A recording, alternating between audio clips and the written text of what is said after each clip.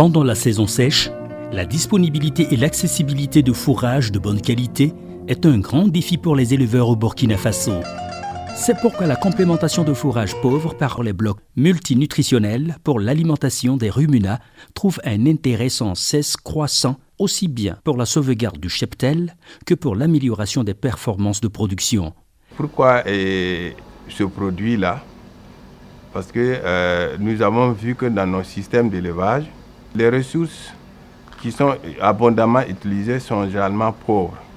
Donc, pour aider les acteurs à pouvoir valoriser ce qu'eux-mêmes ils produisent, nous avons inventé cette technologie pour leur permettre vraiment de tirer profit. Parce qu'il va venir en petite quantité, comme sous forme de pierre à lécher. Les blocs multinutritionnels améliorent la dégradation des fourrages pauvres dans le rumen, améliorent l'ingestibilité et la digestibilité du fourrage, réduit l'utilisation des aliments concentrés conventionnels, diminue le coût de la complémentation. Les blocs ici sont destinés au système d'élevage extensif à ressources alimentaires pauvres pour les valoriser. Pour chaque profil de produit, on peut produire le bloc. Ce bloc-là, c'est pour la viande. Donc le bloc va permettre à l'animal de bien utiliser l'herbe, les pailles de mil, de riz, et pouvoir exploiter tous les éléments qui y sont pour le rendre utile. Nous avons étudié pour qu'il y ait une consommation contrôlée.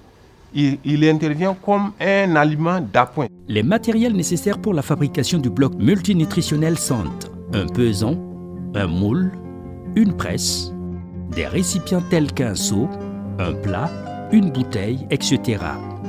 Pour les ingrédients mal broyés, il faut un tamis et un mortier pilon pour les rendre plus fins. Nous sommes en train de broyer le Pliostigma reticulatum. Les autres ingrédients également doivent être broyés au même titre et passés au tamis. Et le broyage, ici, nous le faisons au pilon, mais pour de grandes quantités, il serait compliqué de le faire ainsi. Et on peut le faire à l'aide des broyeurs polyvalents. Même pour le mélange, on peut utiliser également des broyeurs et mélangeurs pour pouvoir faciliter le travail. La réalisation des blocs multinutritionnels, nous avons principalement 4 grandes étapes. Le pesage des composantes, le mélange, le moulage et le séchage. La première étape que nous sommes en train de faire, c'est le pesage des composantes pour la réalisation de 10 kg de blocs multinutritionnels. Pour cela, il faut mesurer 400 grammes d'urée, 2500, soit 2,5 kg de tourteau de coton, 2 kg de son de maïs ou de blé, ici c'est le son de maïs que nous utilisons, 1,250 kg de gousses de Pliostigma, 500 g de feuilles de baobab bien broyées, 1,1 kg de poudre d'os, 1,250 kg de sel iodé, 500 g de kaolin et enfin 500 g de ciment ordinaire. Il y a jusqu'à 9 ingrédients. C'est la combinaison de ces éléments-là qui fait que notre produit qu'on appelle bloc multinutritionnel, parce qu'il apporte presque tous les nutriments à l'animal. Dans la deuxième étape qui est le mélange des composants, l'urée est réservée en dernière position. Pour le mélange, alors donc on procède généralement par des ganométries, c'est-à-dire on va mélanger d'abord les éléments 2 à 2, des éléments qui ont à peu près les mêmes structures, pour être sûr qu'ils sont bien mélangés.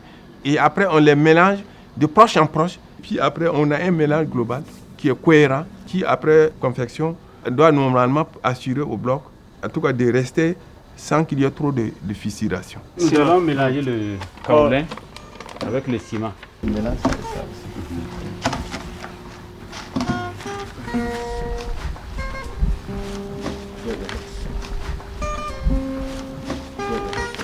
Les deux aussi, il y a le tourteau de coton et puis la poudre de Pliostigma.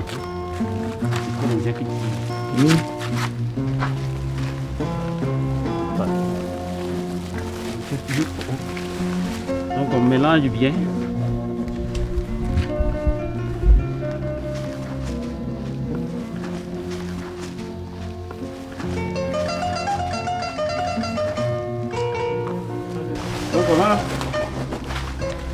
ajouter à ce pré-mélange là le son de maïs. Et on va procéder encore à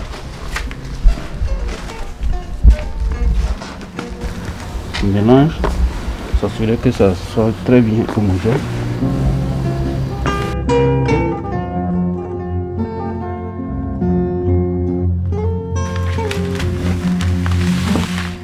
Là, on vient d'ajouter le sel aux poudres d'os.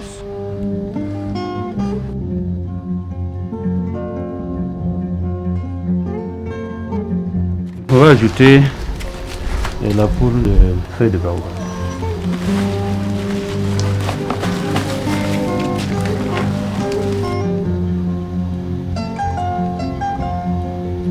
On va ajouter ce pré-mélange là, les deux kaolins avec le ciment avant de passer au mélange final. Hop, je verse ça. On a 3 mélanges ici. Le son de maïs, la poudre de gousse de piliocigma et le tourteau de coton. Donc c'est les grandes quantités. Là on a 5 mélanges, les petites quantités. Il y a le ciment, le kaolin, et la poudre de feuilles de baobab, la poudre d'os et le sel iodé.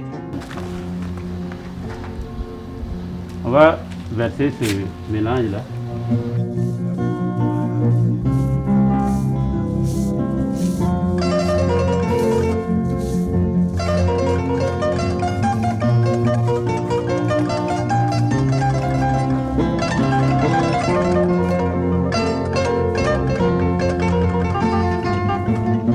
Ensuite, l'urée est diluée dans 2 litres d'eau environ et remuée pour avoir une solution homogène avant d'être aspergée au mélange au fur et à mesure, tout en malaxant.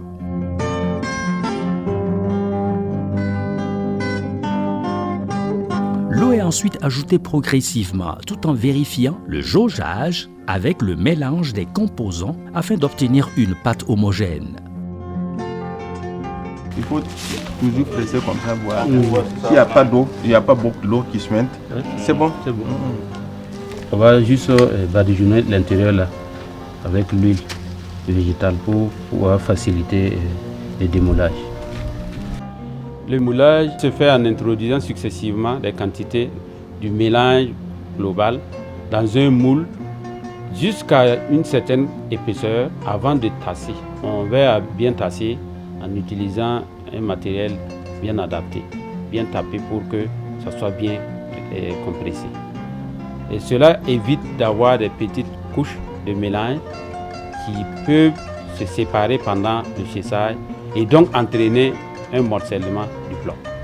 Le tassage se fait à la main, à l'aide d'une bouteille vide ou tout autre moyen adapté pour faciliter le séchage des blocs et donner les possibilités de pouvoir les suspendre lors de leur utilisation. On peut réaliser des conduits d'air à l'intérieur de ces derniers. Donc, après le tassement, c'est l'étape du démoulage.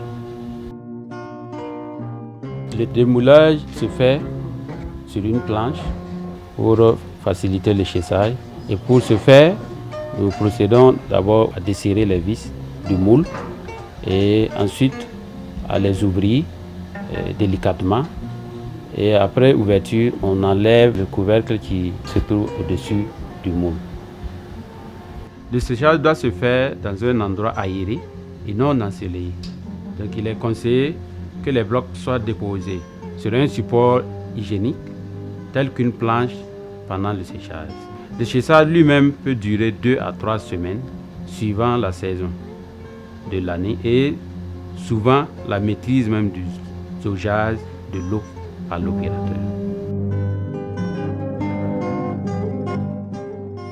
Lorsque vous fabriquez votre bloc, les animaux ne sont pas habitués, c'est un nouveau produit. N'attendez pas qu'il mange immédiatement.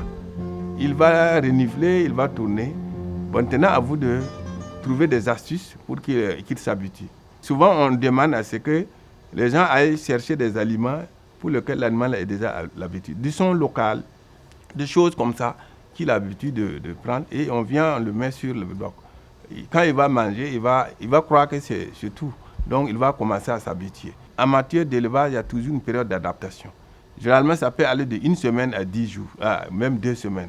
Pour les petits ruminants, c'est entre 250 et 300 grammes par jour.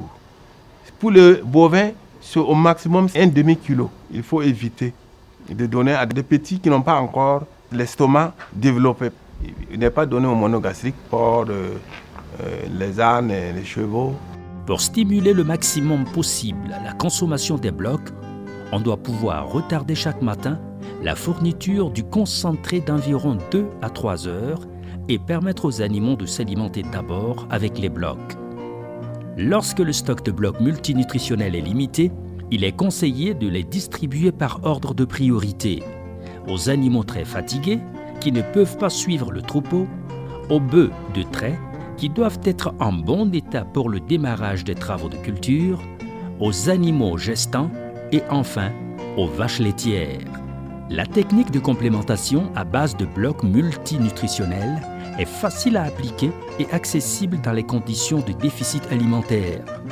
Elle offre la possibilité de diversifier les ressources alimentaires susceptibles d'être intégrées dans la formulation. D'un point de vue nutritionnel, ce type de complémentation permet une meilleure valorisation des fourrages pauvres, notamment par l'amélioration de l'activité du rumen. L'ingestion des fourrages et leur digestibilité qui en résultent sont améliorées.